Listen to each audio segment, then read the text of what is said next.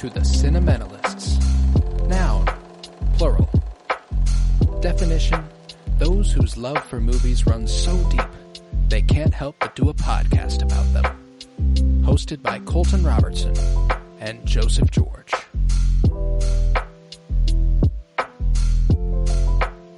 Hello everybody and welcome in to the Cinementalists. Today we conclude our coverage of the trilogy of The Lord of the Rings. Today is The Return of the King. It originally released December 17th, 2003, written for the screen by Fran Walsh, Philippa Boyens, and Peter Jackson, directed by Peter Jackson, based off the novel, of course, by J.R.R. Tolkien. I am Colton Robertson. I'm joined by Joseph George. What's up, homie? Oh, what up, what up? Always a pleasure to be here.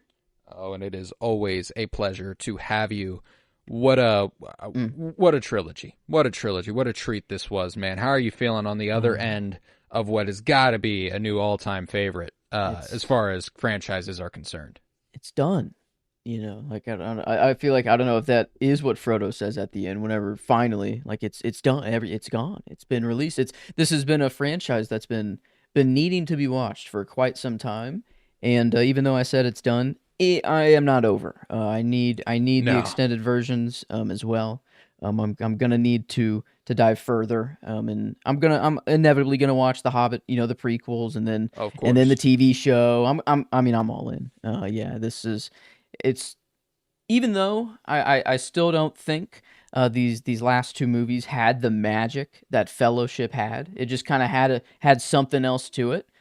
It's still in the ballpark. It's still like it's. Oh, they're still fantastic movies, and I agree. I agree wholeheartly. I said in the Fellowship episode that I doubt either of the other two movies was going to be able to do that for me.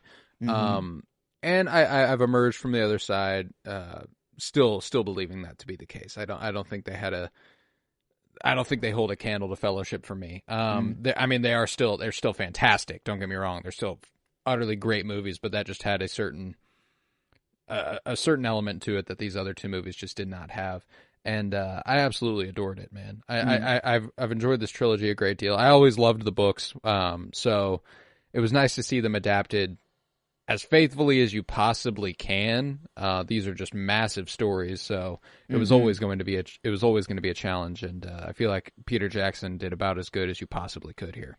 Yeah, I mean, I didn't even read the books at all, but I have this feeling of like knowing the world at a somewhat detailed level. Like I feel like I there's no way I know it on the level like Star Wars quite yet, but I feel like it's one of those that you can just dive into, and there's probably little details, or I don't know. I bet the wiki goes crazy for Lord of the Rings and stuff, but yeah, I mean, I don't know why I always did just kind of avoid this sect of fantasy, the wizard and magic and I don't know side, but man, it was in Fellowship. I thought it was just the best kind of setup, and just it was all about each other and just the more intimate relationships. I felt like, and then in the last two, like I feel like they're epic. Like they are grander. Like there's massive battles. There is massive armies. The VFX are like insane. Like Gollum, you know, only improved every single movie. Like Andy Serkis, I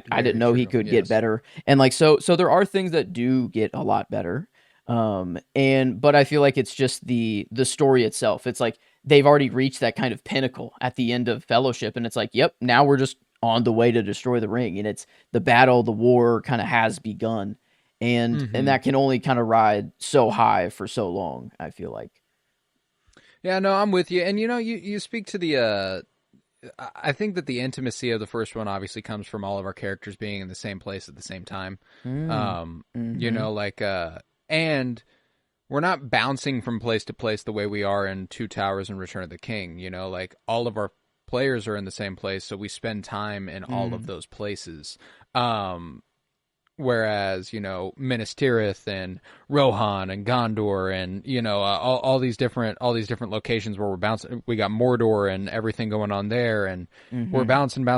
You can make an argument that Fellowship might even still be, obviously the battle sequences and stuff in the latter two movies are much grander, but as far as a travelogue epic, It's Fellowship prettier. might even still be as epic, like Yeah. it takes you from the Shire all the way to Mordor, and then Frodo and Sam, they spend the next two movies obviously on their own trek, but they're in roughly the same place the whole time. It's just a much more difficult Mm-hmm. trek to walk, Yeah. It's like in Fellowship, it's just a small group. It is just the Fellowship traveling across these hmm lands, and it feels as grand as these massive armies traveling through the hmm lands, And I, Yeah. I feel like the epic or the scale of the last two is just from the size of the armies and like the Right. castles and like just seeing that. But in the first one, it was like, no, actually look how small the group is, beyond this massive landscape, just the world that is Right. bigger than anything, but Well, also familiar. Like at the same, I don't know. It's just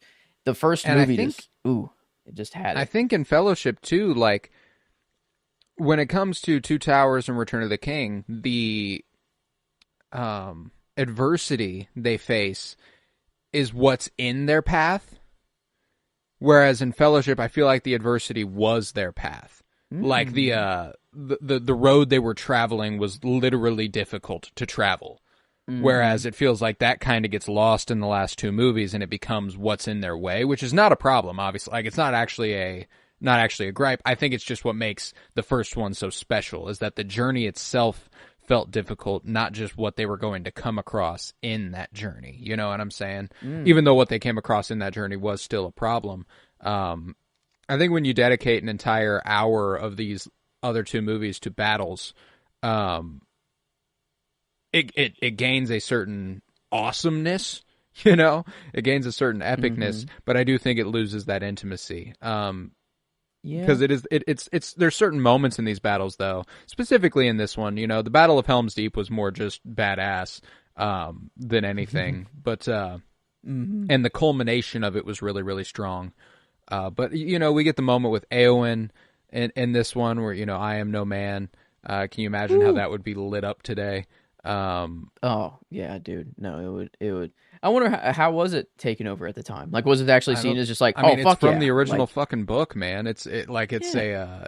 Oh, it's dude, going come going on back that now. far. So I mean, the I dude don't set know. himself up for it. No man Oh can kill yeah, me. I mean, come on, dude. Like, what do yeah. you, what? Yeah, I mean, that's just Stabs him in the destiny fucking right there. face. That's Yeah, hard. or That's hard. not face. Yeah, I don't even whatever's in what there. what is back there. He just It's a vacuumed little up bit of that. too. It's a little bit of that. What's his fuck from Ahsoka? Ooh, Marok.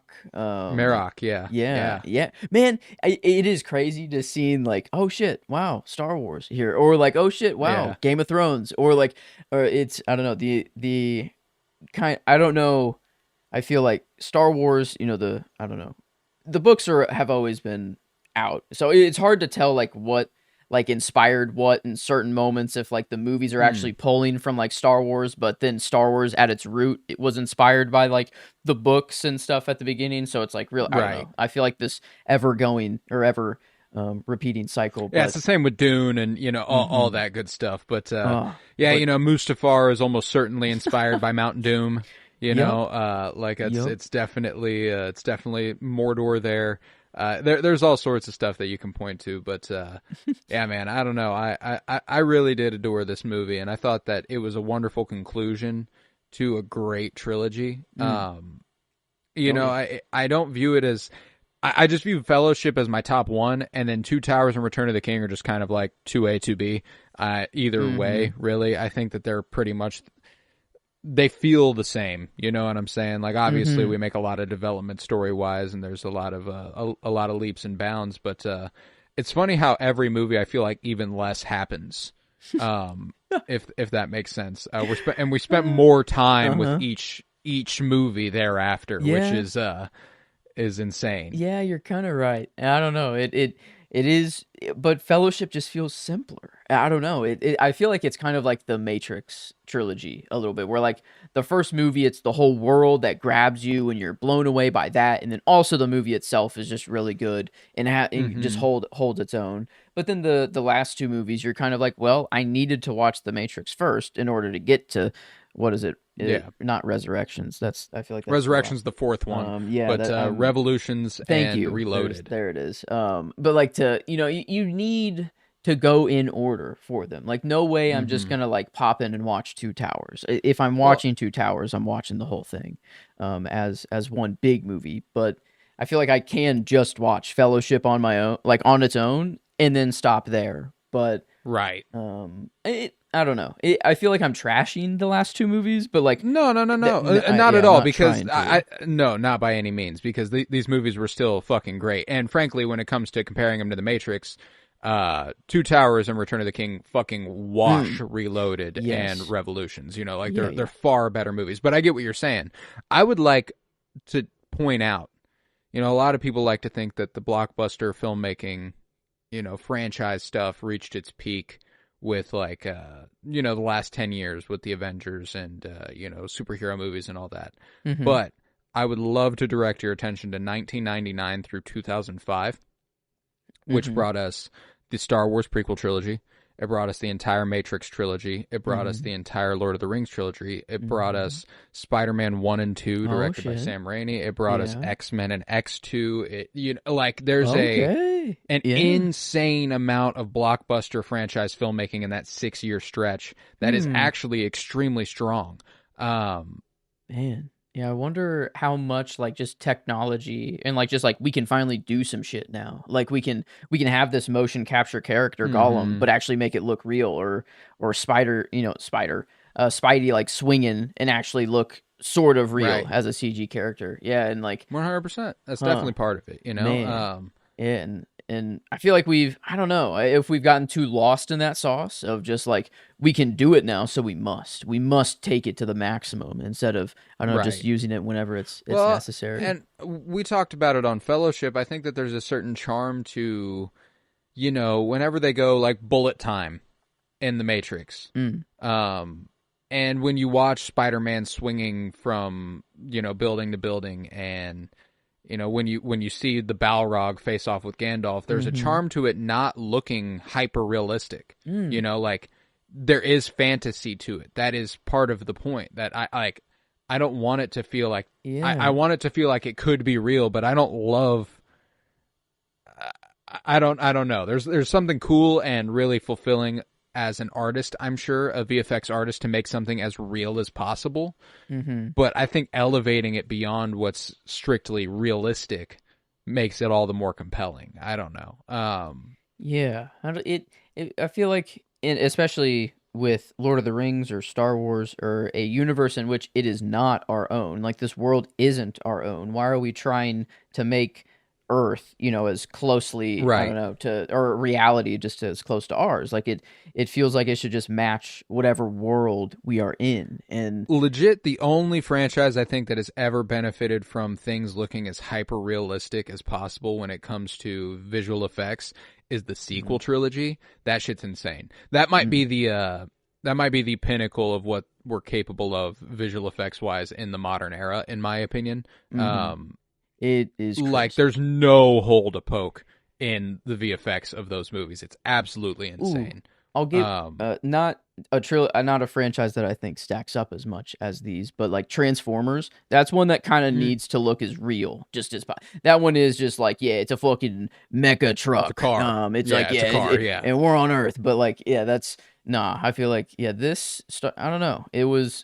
It just had its own look. Everything fit so well. Every actor was like playing into their role so hard that like it Hmm. was actually believable. Like Aragorn, oh my god, that, like, there's no way that I am seeing that man as anyone else. Like, I mean, like, Yeah, Viggo or Mortensen yeah, is Aragorn. Yeah, he's son of and Arathorn. he just gives everything. And like, that was, it's his movie. I feel like, at least in the name, it's the Return of the Nah, King, and I that's don't know. Samwise Yeah. Gamgee's movie Okay. right there, Yes. buddy. Yes. This is a Samwise Yes. movie through and through.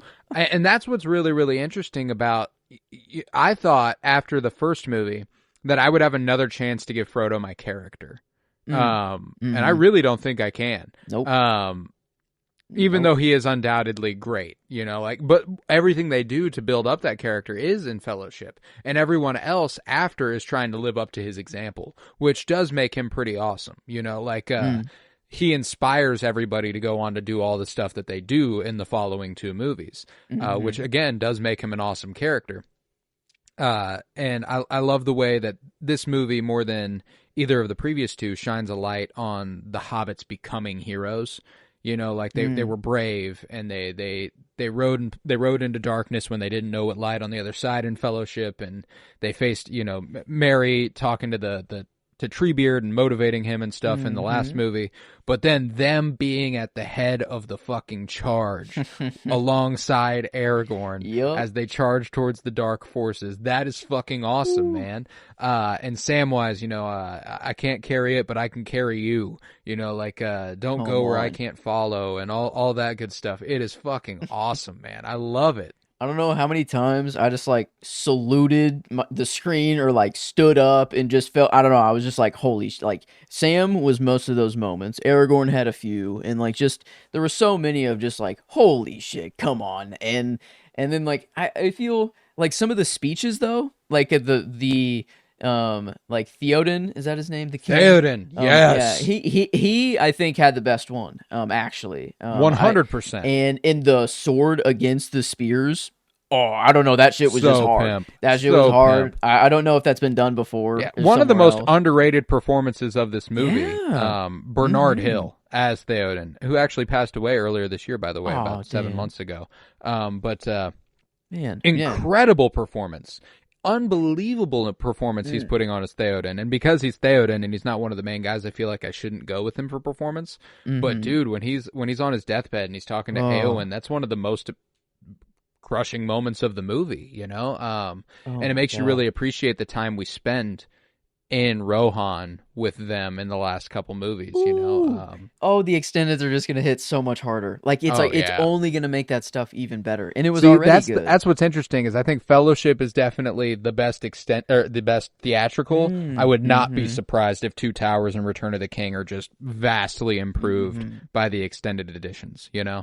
I think you're right there. Yeah, I think Fellowship, it doesn't feel like it needs anything more. It's just it is complete. But man, I'll see whatever the extended has to give me. But I need more, a little more background, or I need a little more something. And I feel like what this one could have strengthened from was just the romance, like the end of Aragorn and Arwen. Like it's like it feels good. It's like, yeah, like it, you know, she's mortal now. She's actually doing it. The future, you know, we saw their son, and it's like it's cool. But like I feel like, I don't know, it just wasn't. I feel like there just should have been a little bit more or something. No, I'm with you. I'm with you there. And we've talked about this numerous times. I will always think a movie can be better for having romance involved in it. But this is one of those examples where I'm glad they did at least this. I do wish there was more though. You know, like Arwen pops up at the beginning of the movie, is like, oh shit, I don't think I can go through with this. I'm gonna go home. You know, she motivates Elrond to reforge the sword, and you know all that good stuff. But then she just pops up at the end, and that's that. You know, it's kind of like, okay. It's like what's crazy is the more fully formed romance is between him and Eowyn. Yeah, and you know, and even so, watching that unfold, you go, well, I don't want this to happen, but I don't know why I don't want it to happen. Yeah. You know, like you know, you want him with Arwen, but everything they've given you on screen gives you more reason to believe that he could be with Eowyn. But coming off of watching Arwen give up her immortality and stuff, you realize there's only one route to go at that point. But I don't know. It is a weird kind of love triangle, I guess, there. And it's like in Arwen, you know, I guess Aragorn gave kind of the best answer. He's just like, you know, I can't give you what you want. And then like, I mean, if I got turned down by Aragorn, I mean, I'm going to be a mess for like at least the next couple months. I'm not coming out of my room, but I mean, hey, she goes to battle and kills a fucking, the Witch King. Yeah. So I think she did pretty damn good. She was motivated as hell, and she held it down. But man, it's I love the way that she held it down for Merry, which was dope as fuck, you know, like whenever they're like, he shouldn't, you know, it's no place for a hobbit, and she's like, why can't he fight? You know, like, why can't he fight for those he loves? You know, what makes him unworthy? You know, I loved that stuff because, you know, she sees herself in that a little bit, you know, like the men are going off to war. Why can't I fight? You know, all that. I think that it provides her that angle where she can see the value in every soldier. I think another a man line set up there where I think Theoden says like no man should have to carry the burden of protecting you or something like that, and then Right. boom, Yeah. she pulls up Yeah. Good. and takes him instantly, and it's like, oh come on, it's like, yeah, she was. It felt like I wanted like Aragorn to maybe be like maybe that time is gone. I don't know, like this like I don't know how the romance could have been written differently. Like it feels like it just has to end with Well, it's Arwen. just one of those. But It's one of those things where I think from the jump, given this journey that we do see unfold, Aragorn and Arwen were never going to get explored incredibly. They have a history. mm-hmm. They have an implied history when we get to Fellowship. Like they've already tried it and kind of already decided it probably wasn't going to work because of his mortality and her immortality. Like it's like a man and an elf. We probably just can't do this. I don't want to ask that of you. Like all we get from them is just an understanding of what was and what could be, and we don't really get to see what is. And there's no way to tell this story in a way unless Arwen goes on the journey with them, which just wasn't going to happen either. Yeah, I don't know, that they do be having visions all the time. I feel like it just like we do just randomly pop in and have a vision of the future, or like I thought that was Right. actually pretty cool. Of oh man, I'm Agent Smith. He's not Agent Smith. His name in here, Elrond. Elrond. Thank you. Elrond like actually being the one to be like, hey, like my daughter's life is now actually tied to your success, basically. Like you mustn't fail or else my daughter will die. The light is going out with her. And that was pretty cool to see him like instantly lock in and be like, oh shit, like I was already on the right path and doing king shit, but I feel like from that moment he was like, no fucking around. He's like, it also kind of reminded him where his heart is, like he'd let her, he'd also believed at that time that she was leaving. Like the elves were leaving. They were going off. They were taking their last ship off of Middle Earth or whatever. And so like there's one less thing for him to worry about in a way there. It's one less thing for him to be fighting for. And then it reminds him like, oh, there's even more to fight for than I thought. And and I agree. I think that Aragorn, it's fascinating to see like, he kind of rises to the occasion in Two Towers. And he kind of becomes the character you want him to be. And then, we see him rally the Ghost Army here in this movie when he puts the sword up to his face after they're like, we only answer to the King of Gondor. Yeah. And you're like, oh, yeah, you're about to fucking see. Oh, just wait, dude. Yeah, just wait. That was hard. Bro, like, I loved that part. Bro, so like there are Snow moments. Could never. Oh, yeah. Like this, he took Game of Thrones to the ultimate new level. He took the Army of the Dead allied with them, not even the wildlings. Yeah. I mean, this was a whole different ally thing here, and it was kind of that. I don't know, it felt a little fast. I feel like that they just kind of like were in, and then boom. I mean, when they came into the battle, they just swept through everybody, and it was just kind of like, I mean, damn. I mean, yeah, what are you gonna do against the dead that only? Well, I think that it's cool one that they sword. make it clear that only that sword does anything to them. So they were fucked. Which is like you texted me, you're like, it is a little bit of a cheat code, but like they needed a little bit of a cheat code. They were not going to win. Yeah, that is true. They were fucked. Yeah, it was going down right then and there. And yeah, I mean, and it was kind of cool. Like after he was like, you know what? No, like your oath has been fulfilled, and they instantly were just like, sweet death. They were just like, finally, holy Thank shit. God I can know peace. Yeah, and I thought maybe they were gonna like actually betray one more time or something like that, but I don't know. It was cool to get that little moment there, and Aragorn, his speech, like I don't know, Theoden just kind of knocked it out of the park. I felt like, but Aragorn's speech was good. I felt like they just needed more crowd involvement. I don't know, like it felt like the crowd wasn't really behind him for whatever reason. Yeah, whenever the people of Rohan are chanting death, that is fucking hard, dude. That is so cool. What really fulfills me about Aragorn's is, I love that Theoden got to deliver this big speech to everybody, and everybody's reacting and all this. But then whenever the most important part is when he looks back at the Fellowship and goes, for Frodo. and just like whispers to them, like it's us, like it's us against the world. He says that to Gandalf, Legolas, and Gimli, and the two hobbits, and he's like, now we ride, like that's cold. I love that. Hard. So I think there is a little bit of I think they are specifically drawing a difference between Theoden and Aragorn's speeches for the hardest hitting part to be intimate versus the hardest hitting part being grand. Aragorn is much more of an action man. He speaks through what he does, and just to the whole crowd, to the whole army there, he doesn't rile them up on that charge. They just see him runs charge. In, which is cool. That riles it up in its own way, like and like I love that he just says for Frodo, and then he charges, and everybody's like, oh, guess we're going now. And so like he's out there on his own for a while. The hobbits run, everybody run. It's good. It's good stuff, man. So like that's why ultimately, like I know we're comparing it negatively to Fellowship, but I like after I finished Fellowship, I went to my list of my 500 favorite movies of all time, and Fellowship like went straight to the top 50. You know what I'm saying? Like that's it's unfair to like compare against perfection a little bit. Like it's hard to call a movie perfect, but as far as starting out like a franchise, and I don't know, like this is I don't think I can ever call a movie perfect, but goddamn, Fellowship feels like it. Yeah. It was ringing at different levels. I don't know. It's just different. It has a magical nature to it. But then the last two just kind of they have kind of the remnants of it. I don't know. It's just it is after Fellowship. It's the continuation. So you're still riding that high. So it's like it's never bad.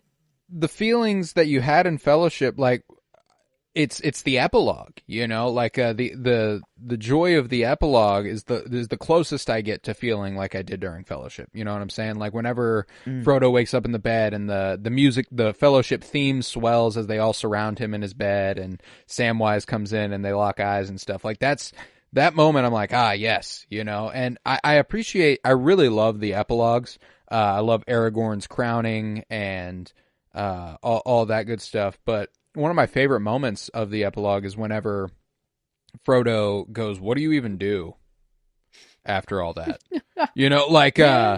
Because it's cool to see him standing in the Shire in his home and just kind of like looking with like a cup of coffee in his hand. You feel the same way he does, kind of like like what? In a fucked up way. So that's that. Yeah. Like that's it, like you do the biggest thing of all time in this world, basically. Like you were responsible home, for the biggest event, and then you're just like, all right, time to drink at the bar, and I love that they did that because it makes you feel expressly like it's not the right thing for him. Yeah. Like it's not his. Like that's. And it makes you understand why Bilbo was the way he was, too. Like, Bilbo got to go on this big adventure, and then he always wanted more, Like, that's why he decided to dip out at his birthday party in Fellowship, and that's why he decided to go to Rivendell, and why he's ready to leave, and he's ready for one last adventure. So like, what is this, the trip that they're going on? Is it like, it seems like it's the Elvish afterlife, is like the way they're talking about it, but like, is it actually just like a different realm, or like literally a location, or like I think it's a literal location. So he's not dying. He's not like literally. No. Okay. No. It felt like, I don't know. There was like a sense of me that was like, wait a minute, is he like actually choosing to just afterlife himself? I think it's just a one-way trip. I don't think it's necessarily death, but I think there is sort of an understanding that he's never coming back is sort of the agreement here. Okay, because I guess with Bilbo, it felt like, okay, well, he's just so old that it felt like he's like he will die. Like I don't know, he will like soon. But like so it felt like it was kind of an afterlife trip for him. But then Frodo, I was like, wait a minute, like what is actually going on here? Like is he like Gandalf's going with him too? So like that's. And, maybe there is more of the thing with the elves is that I think they are the thing Elrond says where he's like, it's the age of man now. Like, I I think the elves are just going off to their own world, not Yeah. necessarily their like an afterlife, but That was pretty because they don't really cool. have an afterlife, they're infinite, they're immortal. So like Yeah, I wonder. I mean, it seems like they did leave it open for some like sequel possibility. I don't know. yeah, if Like, they wanted to do yeah, something, they could. somehow Sauron returned. I feel like it's See, only and that's natural. Like yeah. he like but no, I don't know. Like the rings are over. I wonder like how it if it would just be internal man struggle or because Well, I I don't know. mean, Go ahead. I was just gonna say like there's an argument to be had that like I don't know. I guess I'm gonna draw a comparison to Star Wars. Mm-hmm. Um, I wonder if I had waited, and this is just purely what if, so like there's no real way of knowing. Mm. If I Oh had yeah. waited until I was this age to watch the Star Wars original trilogy, I have faith that I would love those movies anyway. Mm-hmm. But I think I would think much more negatively of the sequels Hmm. as a entity as for existing. I think I would think much more negatively of them for the way that they not undo, but like we tear the galaxy from fascism's grasp, and Mm-hmm. within 20 years it's back in fascism's Boom. grasp. Yeah. Like the comparison would be now Sauron's back. Yeah. Yeah, that would Like in suck. Yeah, it's like Frodo and the like that would suck ass. Like you would be like, I really don't think I'm gonna watch that fucking movie. You know what I'm saying? Like yeah. so that and it's a moot comparison because I do love the sequel trilogy anyway. Like I still love Mm-hmm. those movies with all my heart. But that has always been one of my prevailing beefs with it is that like its insistence on going back to previous aesthetics and kind of replicating the original trilogy, Mm-hmm. at least in The Force Awakens, it kind of put itself in a box a little bit. Yeah. And that's pure what if sort of stuff. There's all sorts of stuff that would have to change in order for anything else to happen. But it's just interesting putting it like that because if there was a movie, like if they were to announce a legacy sequel to Lord of the Rings and it's the dark forces of Mordor try to reorganize in the wake of the death of Sauron and one evil guy rose to the top. Like, I don't know. I'd kind of be like, didn't we just fucking do this? Yeah. The ring's destroyed. I don't Mm-hmm. even know how evil reigns anymore. Like, it's just Mm-hmm. over. So, like, I thought maybe it Christopher Lee, they left him yeah. untouched here, and I'm like, oh, maybe he comes back. And I'm like, that maybe that'd be the cool sequel. But then I'm like, oh, now he's gone. They can't make him. And then I watched the scene of him, like what they actually did with him in the extended Yeah. version, and oh my god, I don't know. It's one part that I'm like, I can't believe they left out. In the I don't know on at least the trivia says that it stalled the movie is what they said. They said it made it feel too slow. But I don't know. I felt like it was kind of like Gandalf just being like, he has no power anymore. Fuck him. We're moving on. It was just kind of like, okay, cool, whatever. That's all right. It makes sense, He like his whole plan. I don't know. He just got defeated, and I don't know. Mm-hmm. I just kind of accepted Gandalf at face value there. I'm like, yeah, dude just has no power anymore. But to see Christopher Lee fall off the tower and then get impaled by a wooden, I don't know, spike on a wheel. That I don't know. That was just kind of insane. Right. And just I feel like it was a nice actual closure for like that part of the evil Saruman at and that least. Yeah, character. and Yeah. then just it's done and we can move on. Like it might have stalled them. It was 3 minutes, I guess, the scene that was there, and I don't know. It felt I don't know, at least to me it felt like wow, if that's like just one scene from the extended versions, then I can't wait to get all the rest of them. I mean, that was just one I Yeah. picked off YouTube. So I mean, um I don't know. I mean, maybe I don't know. I guess the part that it would have gone in the movie, maybe that was really slow at the time. I don't know, and it really would have halted the movie. But I don't. At least I don't get that reasoning there. To kind of Right. just not Yeah. check I'm in. trying to think of when it would have plugged in though, and that's kind of the other thing is like I don't really know where you put it. I guess I'll find out in the extended version, Mm-hmm. But that I do to go back to what we were saying at the top, I really think that this and Two Towers, the extended editions, will kind of reinvigorate those movies in a way for us. You know, like I'm glad that Mm-hmm. there's still another version of this movie that um, I think will definitely be better. You know, like I generally when I hear people talk about these movies, Return of the King is regarded as Hmm. the best Lord of the Rings movie, and I'm assuming that's because of the extended editions now. Um, it's like Wow. it's like Fellowship and Return of the King, and there are the Two Towers lovers out there, of course, but none of them are universally considered bad by any means. You know, none of Mm-hmm. them are like, that's the worst. You know, it's all about what's the best, and I think that that's cool. You know, like there's no like widely accepted. Yeah, that's the nobody really talks about. Yeah, that's the worst one. Um, Mm-hmm. Man, it's all debating what the best one is, which I think is cool. to know the extended version of this can, I mean, I don't know, maybe we just see Fellowship differently than everyone else, but like at least to me, like that, I don't know how even the extended version could beat Fellowship. Like it was, I don't either. but hey, I'm all invited if it does happen. But it just I don't know. It feels maybe a few extra scenes is all it needs. But I feel like they're not going to go into the romance like I'm wanting in the extended version. I don't think. I think it's more of Yeah, just it's just just the I think it's the newness, the you're mm, opening the world for us, and I feel like the mm-hmm, world actually does gradually get smaller over the course of the movies. You know, like it does feel like it closes in on specific locations, and now we're pieces on a board, and it's mm, a battlefield, and so like it's just different. You know, like and I think that these movies are still like when it comes to uh beginning to end quality trilogies. I mean, it's got to be sheesh. top 2 or 3, man. Like it's right there. So I mean, I love it. I love it, and I'm so glad that now I've watched the latter 2 movies because I'd only ever seen Fellowship coming into this, and it makes me really want to reread the books. I've only ever read. I It's funny, same similar to the movies.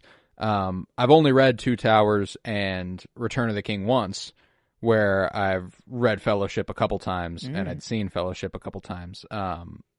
mm-hmm. So like, it does make me want to go back and read the other books again. Um, Yeah, yeah. and This. I do have a little bit of a desire to watch The Hobbit. You know, Mm-hmm. I the got. only thing that I've ever not the only reason I've ever not wanted to watch The Hobbit is because of behind the scenes stuff. Like I know um, the latter 2 movies, I'm pretty sure were studio mandated to become a trilogy. Like it should have Mm, been 2 movies, and they're not only was it studio mandated to become a trilogy, the movies are each like 2 hours and 40 minutes, so it's just a lot of ah, I don't even know what like I don't know. I've never watched that. I've never watched those movies, so like gotta the love the studio was like, "We want a studios. trilogy. We want a trilogy. You got to make another trilogy." So, like, apparently, one of the I'm pretty sure the third Hobbit movie is literally called the Battle of the Five Armies or something like that. Um, Hmm. which, yeah, the Battle of the Five Armies. It's 2 hours and 24 minutes, and I'm pretty sure it's just a fucking battle. I'm pretty sure the whole No. movie is a fucking battle. Um, No. I mean, I guess like Return of the King kind of is just a very long extended battle, but like I don't know, I feel like there are the there's good slow multiple down battles in moments this movie, and you know, like yeah, yeah. and they do a great job of pacing it too, where like we start in a neutral position, Mhm. we get to a battle, return to a neutral position, go to battle, and then the movie culminates, you know, and so like that's one thing I will never complain about the theatrical editions is that they fucking breeze by you for being as long as Mm. they are. It's insane how well edited these movies are and how quickly they can fly by you, even though they are objectively long movies. Mhm. Um, And this like I was kind of asking the Game of Thrones question of like how do you end a story this crazy and like this grand and I don't know, it did not fall into the Game of Thrones feeling like I feel mm-mm. completely fulfilled like every time I thought the movie was over. I don't know, a couple times and then I'm like, oh, more, yeah, like it was a good thing that like it was Yeah, going more and more, but it was just a little happier and a little happier. And even though like whenever we're at the Sam's or Frodo's about to drop the ring, and he's just not quite doing it. I really thought he was just, I don't know. I thought maybe it might have been a little, he might not do it, but I thought he was just legitimately going to drop it. I had no clue how they were going to end this. And I think I do. Initially, I hated him, like turn around and like giving in and like actually putting the ring on. But then I think it makes sense. Like at the end, it's just it. It just really shows how it really makes his journey all the more impressive that he even got there. That is the corruptive nature of the ring. Like that's how extreme it is that even somebody who is as good at heart and as loving and as good through and through as Frodo can be corrupted by the ring, and like to the point where Gollum was happy to die. Yep. With the ring, like he's smiling the whole way down because he's the last one who had the ring, like it's I really do just think that I think it's a great choice to have him be corrupted by it. It makes Sam all the more impressive. It makes you understand Gollum all the more. It makes Gollum all the more tragic, Yeah. Getting the view of him at the beginning of the movie when it's just Andy Serkis and they're hobbits, right? Like they're definitely hobbits. Yep. And just I mean and I don't know. It's crazy that Andy Serkis isn't getting the performance like here. Like I think it just has to go to Sean Astin. Sean Astin is so holy good, fuck. dude. But I mean Andy Serkis, I mean he opens the movie, which is I didn't think that we would be getting a Smeagol and Gollum little backstory. But I don't know. It was just this is what the ring does, and I feel like you don't even have to guard it because like I don't know if it's hubris or just like the ring will absolutely corrupt. Even if you get to Mordor and you're about to drop it in, it's still like no, you can't destroy the thing. It's too powerful. I don't know, and I loved whenever Frodo put it on. Or no, he didn't actually put it on. It's just the Eye of Sauron like saw him just close to Mordor and like in the eye's expression, like you could just see that it was like, oh fuck. It like I don't know, it was just like, wait, what? I felt like it was like you're that close, but then like also just it was like fuck yeah. But then also wasn't worried. Was just like, oh nope, now battle time. Opening the gate and then I don't really care anymore. Like I'm not worried. Like you're not gonna destroy it, and it's I don't know. It's crazy that it's just a ring. I don't know, and it's just I don't need it. I don't know. It's the my favorite MacGuffin of all time. I feel like it's just perfect. This story. It's just, the symbolism it's too. I don't know. It's just good versus evil, and it just works so well in this world. And I don't know. It was like I was hating the ending like while I was watching it because like I wanted Frodo to be ultimately strong and not cave in, and then I didn't want Frodo to leave at the end. I wanted somehow to be a happy ending with all of them, but then like no, it kind of does make sense that the dude I don't know, he cannot recover from that. And I think maybe showing Bilbo be like, oh, it would have just been nice to hold it one more time. I think like even with the ring gone, like it is still corrupting them, and I think that's why like Frodo's just like I have to go. It's addictive, man. Like they you can tell there's like a piece to be had. Like whenever Sam is holding it out and he even Sam for a second is like, I don't know that I don't really want to give it to you, like and ultimately he does. Whenever Frodo gets it back, he like like he like sighs and holds it to his chest, and he like needs it. And I think that's a great MacGuffin, man. Or, and to go back to Star Wars, it's similar to the dark side, like that's exactly what it is, like it's corruptive and it destroys you. But once you start down that path, you kind of need it. And like is there actually more magical nature to it? Like other than it just turns you invisible and you can go into the other realm? Or is it like, because I feel like it like protects, like they say, like it protects the ring bearer, whoever has it. Like Bilbo was aged, he didn't age because he was holding it. So like I guess there's more to it, but like, is it just you don't age and you can go invisible if you turn it, like put it on, or like, are you like I don't know. Like it feels like there is more going on. And I don't know if that is expressed or not? It's never really in the movies. I just what I know is that yeah, it turns you invisible, it extends life, it corrupts, and it controls all the other rings. So like Oh. that's the important part. It is the one ring to rule them all. So like Mm-hmm. if it, I think that if the wrong force has that ring, they can wield absolute power essentially. Oh. So Um, where but the other rings at the time were I thought at the beginning they said they were all I thought or did they mention where all the other rings were? Or did they say they were lost and this was the last one I feel like remaining? all of them were unmade. I think they say. I think they say that all of them Ah. were destroyed in that Ah. opening Okay. I opening see. monologue. Man. Yeah, I don't know. It's just this I don't know. I feel like the books obviously they just knew they were cooking with something. So if they were to go with the sequels, it'd be hard to go off script or like no source material there. It'd be really hard to come up with Mm-hmm. what were to happen next. But like that's I don't know. I think off principle you don't make a sequel for this story. Like it just it Oh kind yeah, of you can't. it kind of just has to end here. And maybe we see the elvish afterlife realm whatever I feel like it does have a name, but like maybe we see what Gandalf and Frodo and Bilbo are up to in with the elves and stuff, and because the Shire seems I don't know Sam I don't know maybe it'd be cool to see like them at the Shire actually struggle with the same thing that Frodo is. This is like man we are I don't know we can't actually stay here like it is a little too simple for us now or like it's our lives are just a little different and I guess Sam seems to have completely calmed down, and he's like, "Nah, I'm back, baby." But Right. I don't know. I really didn't like Frodo leaving at first, but then the more it just made sense. But it felt like it wasn't the ending at all that I was expecting. I don't know. I didn't know really how the bow would be tied, but I at least thought all of them would be together at the end and not Frodo actually splitting up.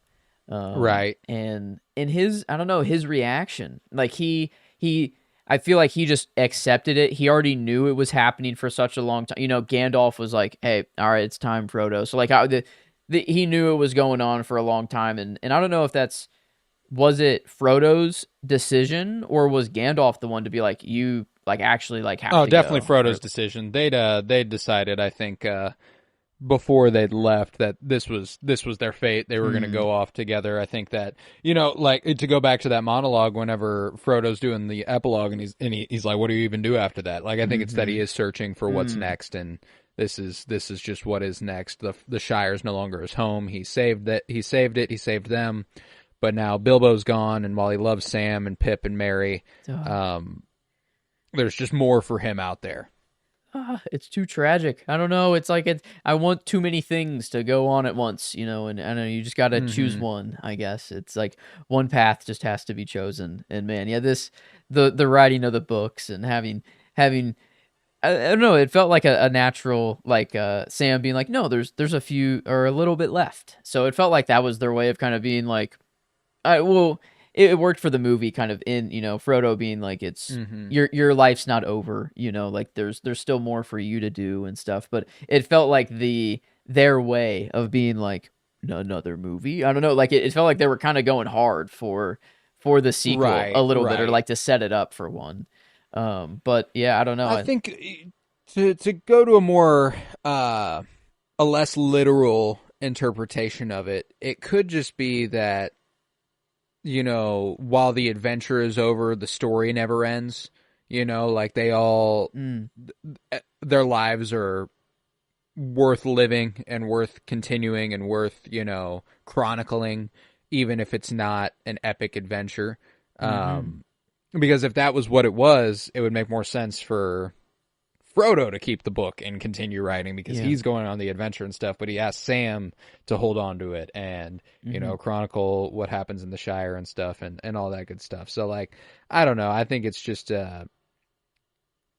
I do love the way that Frodo completes the book though. Mm. The Lord of the Rings and Oh, you know, there and back again. yeah. Way better It's good than the stuff. Song of Ice and Fire kind of reveal at the end. I Yeah. don't know. This one landed a whole lot better and yeah, I think I do agree. Like it is it is the ending that should have happened, and I think it does make sense. And man, I guess I shouldn't think in the literal sense of like, no, we are setting up the sequel here. It is, I feel like, because if they, you know, were going under the condition of like, they're, don't want to say never, but they're never gonna have an adventure like that again. That is peak of their lives, probably, no matter what. Yeah. They're, I don't know. That's just kind of, they did the thing of the time, and I guess Frodo's kind of the only one who might have more. I don't know what is going on over in the Elvish lands or over there, but like, I even then, I feel like that's just kind of like they just hang out and chill over there for the Right. rest of their days. So yeah, it's like if you hold yourself to that standard of like fellowship, I don't know, it's like maybe I should look at the Two Towers and Return of the King differently. It's like I shouldn't hold it to that standard almost. But yeah, they just gotta move on and gotta continue Mm-hmm. on. And man, it is just bittersweet at the end. It's like it just feels, I'm so fulfilled, and ever like just the whenever Frodo just wakes up and it's just one by one people coming in, it just Yeah. feels so good. And then just Sam walks in, and they're just like, damn. Like just out of just the in the eyes alone, no words were spoken, but like 1,000 words were like Mm-hmm. telepathically spoken there. It was, oh my god, I don't know, just the chemistry they had together was, Oh, incredible. yeah. Incredible. And yeah, this, I don't know. I feel like it's the relationship of the trilogy. Should have been Aragorn and Arwen, but no. It It's is definitely Samwise and Samwise and Frodo. Frodo. Yeah. What's the ship name? I feel like Soto. That does, I don't know. Yeah. One doesn't. Fro-wise? I don't know. Ooh, Fro wise. What is Baggins and Yeah. Bam Baggy. Baggy? Yes. Oh wow. Okay. Yeah. It doesn't. I don't know. It feels.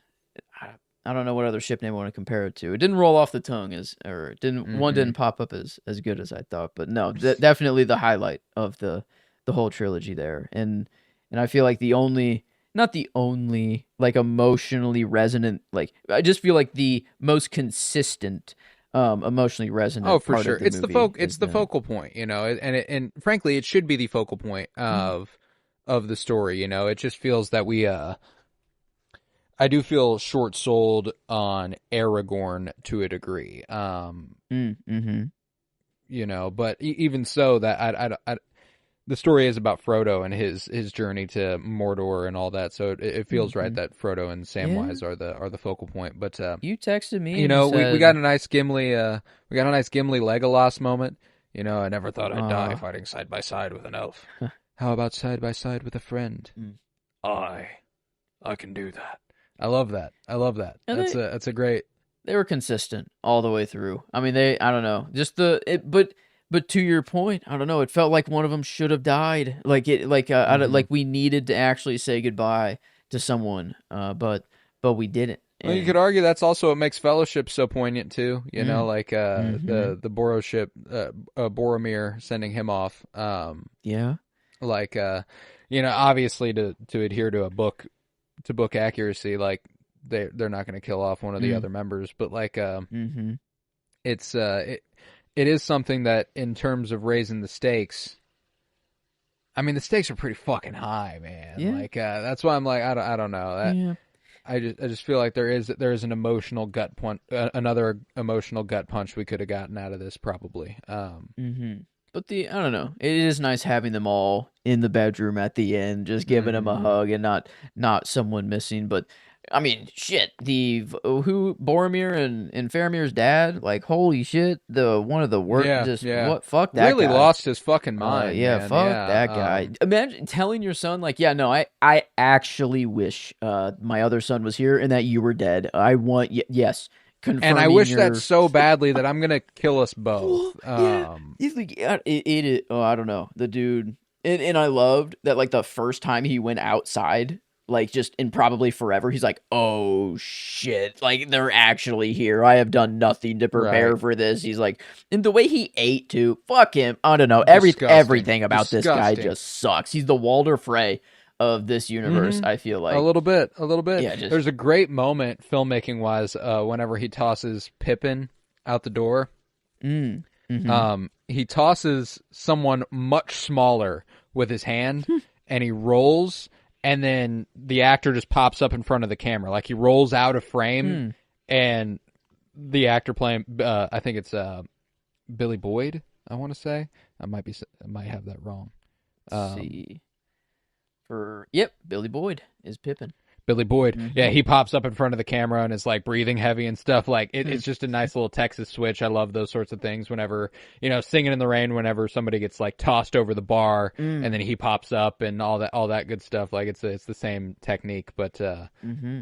Yeah, Pippin. it's a good little detail. Pippin got the pipes on him, dude. Underrated. Yeah, Underrated. and became a knight, or I don't know if he was truly a knight or what position he had there. But then I thought him singing, was just kind of out of nowhere, and I'm like, okay, well, whatever. But then it led to just a sick. I don't know. It was Yeah. whenever he was eating, and it was all disgusting. But it was also paired with like the war and like mashing of heads, Battles, and like so yeah, it was yeah, actually yeah. kind of cool. So like, I mean, even though I hated the dude, it was really great ass voice, great ass sequence, and just I don't know. It felt ethereal. I don't know. It was like, holy shit, this battle is like I don't. It was every battle was kind of the same thing. Was just masses against masses, and I felt like, man, this is gonna get old eventually. But like, I don't know. Every battle It they never really had, does, yeah, no. it's always there. So I don't know how they did it, but like it is. I feel like most of this army I know is obviously CG, but like I just wonder like what the maximum number of people they got in one shot for real, like the Right. how many extras they got for an in real shot, or if they just kind of resorted to CGI for just most of it because they knew, well, there's going to be 20, 40, I don't even know how many tens of thousands or Holy hundreds of shit. thousands or I don't million, I don't know what number range we're in for this orc or the evil army, whatever the fuck they're all made up of. It feels like they're all just kind of a hodgepodge of, I don't know. Are they? Mm-hmm. They say like orc There's kind. I orcs, feel there's like, goblins. Yeah, there's a couple things going on, but man. this was nominated for 11 Oscars Oh, and won 11 Oscars. woo, woo. It won Best Picture, it won Best Director, it won Best Adapted Screenplay, it won Best Editing, it won Best Art Direction, it won Best Costume Design, it won Best Makeup, it won Best Music, Best Original Wow. Song, Best Sound Mixing, Best Visual Effects. Holy shit. Yeah, all three of these movies were nominated for Best Picture, by the way. And this is the only one that won, huh? I believe so. Yeah, Fellowship won Best Cinematography, which Okay. Return of the King did not. Let's see what Two Towers won. Fellowship won 4 Oscars, so this is definitely Wow. the more successful one. Two Towers won 2 Oscars, including sound editing and visual effects, but was also nominated for Best Picture, editing, sound, and art direction. Man, wow. But Return of the King, I guess, to the Academy is by far the best one. It seems to them.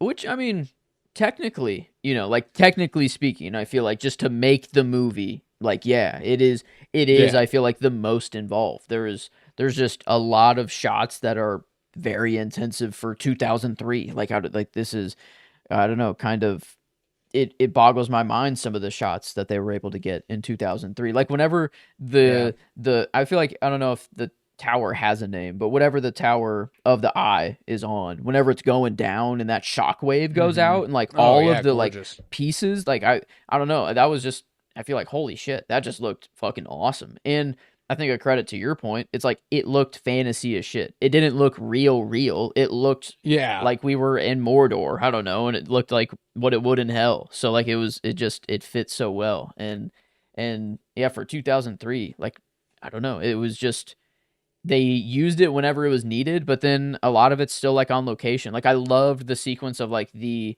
lighting the fires for like the signal and the beacon and like just going to like Oh the different yeah. mountain ranges and like just all that. That was I don't know. If we did that Yeah, that back in was the day awesome. as humans, I feel like that's the only way we could send a message across the earth, if and Mm-hmm. whoever's job it was just to stand up there and just be looking, you were just stand and watch to light the beacon if one is raised. It's Gondor's called. yeah. Yeah, Oh, it's good stuff, man. It's good stuff. Yeah, man. I don't know. I love this movie. I love this trilogy. Um, and like I said, I feel like less and less happens in every movie, even though they get longer and longer, which is funny. But yeah. yeah, I don't really have much else I think I have to say about Return of the King, other than I really did love it, man. I did love it. I loved this trilogy. Um, Man. and I can't wait for whatever comes next. I am gonna watch The Hobbit. I'm gonna watch those movies. I'm gonna watch Rings of Power. I'm probably gonna prioritize Rings of Power, to be honest. Um, Mm-hmm. Yeah, I need more. I guess Bilbo and his story would be kind of cool, but I don't know, the Rings of Power just looked really, really. I watched the first two episodes, and I actually like really enjoyed the first two episodes, and yeah, then I just stopped on principle for not watching the movies, and then I feel like right. yeah, I was gonna go like just the release order, but now knowing that there were animated movies and actually stuff before, I feel like I'm already out of order, so I can. It doesn't really matter, I guess, what order I digested in now, but I feel like the main juice has been watched. I feel like this is where everyone Won't starts. top this. Yeah. Won't top So, this. but man, Um, yeah, it's but yeah, a trilogy, another trilogy down in the books, or another franchise. Almost, I guess, part of it down in the books. part of a But franchise. man, yeah. Definitely a full trilogy. But yeah, then I Mm. think with that we can conclude our coverage of Return of the King. I'll do the plugs, then we can rate this bad boy, and we'll call it a year. That'll be it. But Man. yeah, so if you would head to TikTok, follow at Penny Bloom Dispatch, and you can follow on Blue Sky at the Cinementalists, the way it's spelt in the title of the episode here. You can follow me on Blue Sky at Colton Robertson, and that's just for any updates on what we're doing. If anything gets delayed or anything changes, that's where you'll most likely know. We're a couple days removed from Christmas, where we covered the holdovers. So happy with that. You should go check that out. And we're a couple days away from New Year's Eve, where we'll be Mm. covering Challengers, one of our favorite movies from 2024, to round out 2024. Love that. It only felt fitting to cap off the year with one of our favorites from the year. Let's see. We're going to be beginning 2024 with our top 100 of the 20s so far, which is a lot of Mm. movies. Over the course of the 5 weeks in January, we will be doing our top 100, and we'll get back to movie coverage in February. And I'm so very, very excited. Might have a couple surprises for you in the meantime as well, but we shall see. But yeah, so top 100 of the 20 so far in January, challengers here in a couple days, and then we shall see where we go from there. But yeah, leave a 5-star rate and review and download wherever you might be listening. That is a huge help. And yeah, so let's rate this movie. How did you feel Mm. about Return of the King on Well, a scale of 1 to 10? for me, it's not quite Fellowship, but it's a little more than Two Towers. For me, I feel like the ending helps it a lot. It is ending Yeah, the trilogy. But I feel like there's some parts of Two Towers I enjoy a little bit more.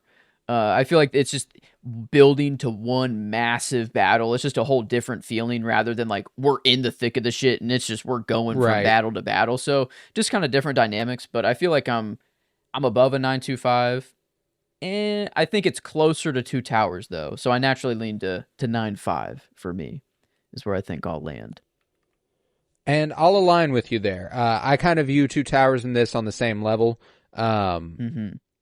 but I do think that the ending gives it a little bit of an extra oomph. It made me very emotionally fulfilled, um, and I feel very satisfied.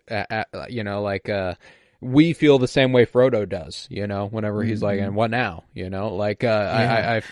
I felt that when I was watching the movie. I was like, "Yeah, I don't know what I'm gonna do now. I've gotten attached to these movies very, very quickly. What do I do now?" Mm-hmm. So yeah, I loved it. I loved this trilogy, and I do think it deserves that little boost over Two Towers. But Man. Yeah, yeah, so we got a 10, a 9.25, and a 9.5 out yeah. of the trilogy. That's pretty damn good. I mean, dude, For the OT and Star Wars, I feel like I forgot what we rate. Did we rate them during the We live didn't even comms? rate those. Yeah, we Okay, didn't I rate didn't think those. so. I wonder how they would stand. I feel like the OT has the best chance of actually standing up to those scores. But I would and say just our so. love for them. But man, yeah, quite goddamn. Better late than never. But finally, I don't know. Finally, I've gotten through them. But man, yeah, it's we've done or Lord of it's the done. Rings. As It done. mhm, 3 weeks.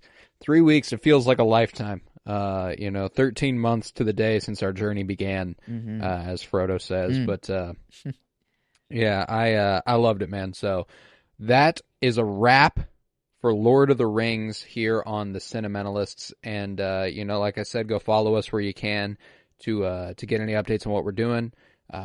We'll be able to tell you what movies we're going to be covering soon, following the top 100 of the 20s. We got a lot to look forward to. So I'm very, very excited. But yeah, with that, I was Colton Robertson. I was joined by Joseph George. Thank you very much, homie. Oh, thank you for having me. It's always a pleasure to be here. Oh, and it's always a pleasure to have you. And remember, for Frodo.